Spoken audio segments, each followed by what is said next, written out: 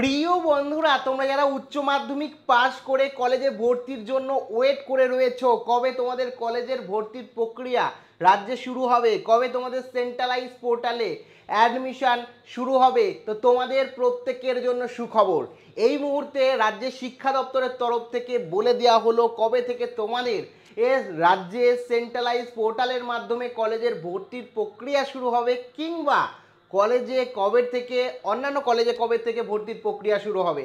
সমস্তটা অফিসিয়াল এই মুহূর্তে তথ্য অনুযায়ী বিকাশ ভবন তথা শিক্ষা দপ্তরের তথ্য অনুযায়ী বিস্তারিত আলোচনা করব। কাজেই তোমাদের মধ্যে যে সকল আমার ভাই বোন উচ্চ মাধ্যমিক পাশ করে কলেজে ভর্তির জন্য ওয়েট করে রয়েছে, কিংবা কলেজে ভর্তি হবে বলে অপেক্ষায় রয়েছে, তারা ভিডিওটি প্রথম থেকে শুরু করে শেষ পর্যন্ত ওয়াচ করো। ভিডিওটি ভালো লাগলে অতি অবশ্যই একটি লাইক প্রদান করো। আমাদের পরিবারের সদস্য না হয়ে থাকলে সাবস্ক্রাইব বাটনে ক্লিক করে বেল আইকনে ক্লিক করে অল নোটিফিকেশনে ক্লিক করে আমাদের পরিবারের সদস্য হয়ে ওঠো। দেখো, সবার প্রথমেই তোমাদের প্রত্যেকে বলে রাখি, তোমরা জানো আমাদের রাজ্যে এবছর না আগের বছর থেকে কিন্তু সেন্ট্রালাইজ পোর্টালের মাধ্যমে অনলাইনে ভর্তির প্রক্রিয়া শুরু হয়ে গেছে। একাধিক এই কলেজকে একই ছাদের তলায় এনে একই ওয়েবসাইটের মাধ্যমে ছাত্রছাত্রীরা যাতে খুব সহজে একবার আবেদন করে একাধিক কলেজে ফর্ম ফিল আপ করতে পারে, সেই সুবিধা কিন্তু আমাদের রাজ্য সরকার তথা রাজ্যের শিক্ষা দপ্তরের তরফ থেকে দেওয়া হয়েছিল। কিন্তু এবছরে কলেজের ভর্তির প্রক্রিয়া নিয়ে একটা জটিলতা ছিল। তোমরা প্রত্যেকে জানো, কলেজে ভর্তির আগে উচ্চ মাধ্যমিকের রেজাল্ট সম্পূর্ণভাবে বেরিয়ে গিয়ে মার্কশিট প্রকাশিত হয়েও 21 তারিখে কলেজের ভর্তির প্রক্রিয়া চালু করার কথা ছিল, সেন্ট্রালাইজ পোর্টাল চালু করার কথা ছিল, কিন্তু সেটা ঘটেনি এই ওবিসি মামলার কারণে কোর্টের, এবং কোর্টের নির্দেশ অনুযায়ী যে ওবিসির ক্ষেত্রে কি হবে সেই নিয়ে, যার কারণে উদ্বিগ্ন ছিল আমাদের রাজ্যের ভাই বোনেরা তথা শিক্ষক শিক্ষিকারা, একই সাথে আমিও, যে ছাত্রছাত্রীদের ভর্তির প্রক্রিয়া পিছিয়ে গেলে ছাত্রছাত্রীদেরই সমস্যা হবে। সেই কারণে তোমরা অনুরোধ করেছো, আমরা অনুরোধ করেছি, একই সাথে একাধিক কলেজের তরফ থেকে শিক্ষা দপ্তর তথা শিক্ষামন্ত্রীকে এই বিষয়ে জিজ্ঞাসা করা হয়েছে, শিক্ষা দপ্তরে চিঠি পাঠানো হয়েছে এবং বৈঠক হয়েছে। তারপরেই একটা নতুন সিদ্ধান্ত উঠে এসছে।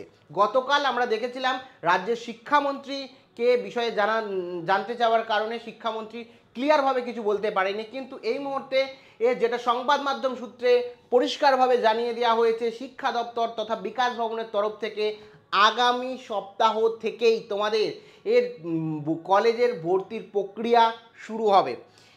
সেন্ট্রালাইজ পোর্টাল অর্থাৎ WBCAP cap West Bengal centralise পোর্টালে অ্যাডমিশন প্রক্রিয়া চালু হবে। এক্ষেত্রে তোমরা অনেকেই বলবে কিভাবে চালু হবে। দেখো, আগের নিয়ম ফলো করা হবে, কিছু নতুন নিয়ম হবে।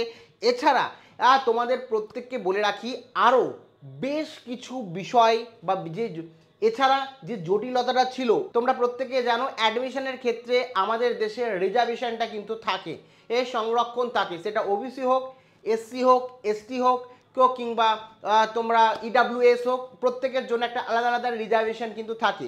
এক্ষেত্রে সমস্ত রিজার্ভেশনই থাকবে। বলা হচ্ছে যতক্ষণ না পর্যন্ত ক্লিয়ার কাট নির্দেশ আসছে ততক্ষণ পর্যন্ত কিন্তু ওবিসিকে এই অ্যাডমিশনের ক্যাটাগরি থেকে স্থগিত রাখা হবে। বাদ বাকি মানে ওবিসি যারা আছে তারা জেনারেল দিয়ে অ্যাকচুয়ালি অ্যাপ্লাই করবে, পরবর্তীকালে সিদ্ধান্ত নেওয়া হবে এ বিষয়ে। যদিও ওবিসি সিট কখনোই ফাঁকা থাকে না, তাড়াতাড়ি সিদ্ধান্ত নেওয়া হবে, কিন্তু অ্যাডমিশন প্রক্রিয়া আগে ভাগে চালু হয়ে যাবে। শিক্ষা দপ্তরের তরফ থেকে ফুল প্রস্তুত। রাজ্যেও সরকার সবুজ সংকেত দিলেই কিন্তু রাজ্যে ওয়েস্ট বেঙ্গল সেন্ট্রালাইজ অ্যাডমিশন পোর্টালের আবেদন প্রক্রিয়া শুরু হয়ে যাবে, যেটা সরাসরি জানিয়ে দেওয়া হয়েছে আগামী সপ্তাহ থেকে চালু হবে।